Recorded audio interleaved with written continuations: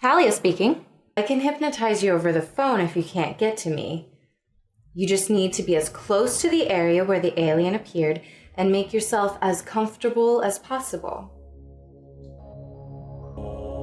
Each time you exhale, you feel more relaxed. Notice the pleasant sensations.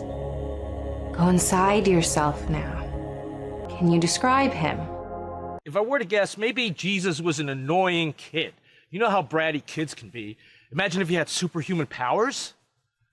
You know, actually, there is an aspirin named after Saint Joseph. Yeah, maybe Joseph had a constant headache. You know, that's something that always aggravated me about Christians.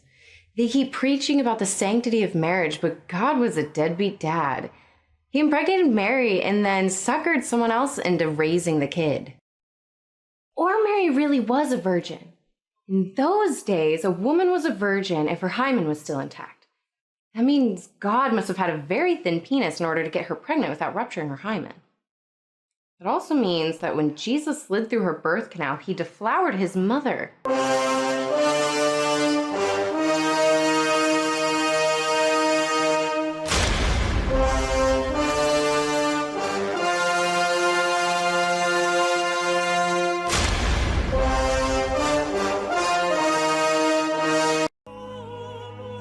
Let's get to the heart of the Santa myth one step at a time. The most recent precursor to Santa was St. Nicholas, but the historical version of him was not jolly. He was an anti-Aryan.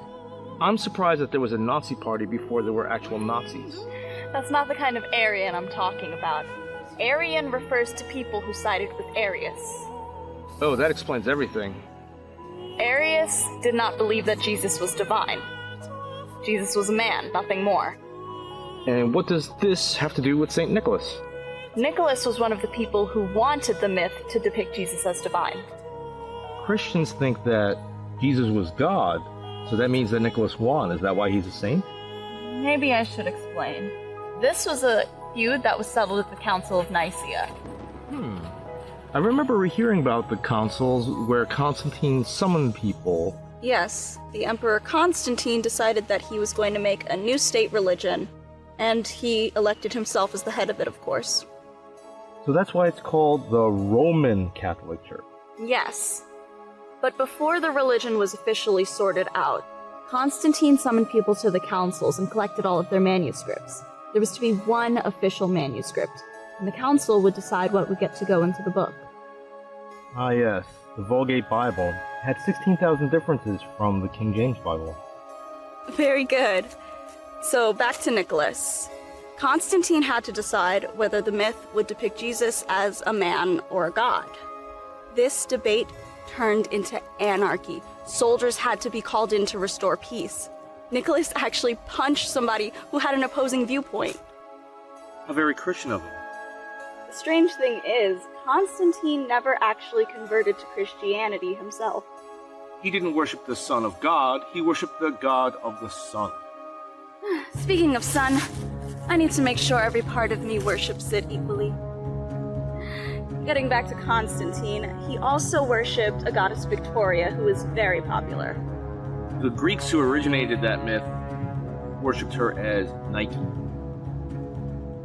Constantine decriminalized Christianity and tried to make his version of the religion a smooth transition for the empire, keeping a lot of the pagan festivals intact. So no more lion chow. That's a popular misconception. Christians who were executed in arenas were criminals, not peace-loving martyrs. Really? You should know there's a big difference between myth and history. Think about it. Christians teach that their people were fed to lions. That's religious propaganda. Only scholars know the historical version. That's why Rome was held blameless for the death of Jesus in the Bible. Jews were blamed for that. It's obvious that a non-Jew wrote the Bible because the Sanhedrin could have condemned Jesus on their own authority. They didn't need to hand him over to Romans.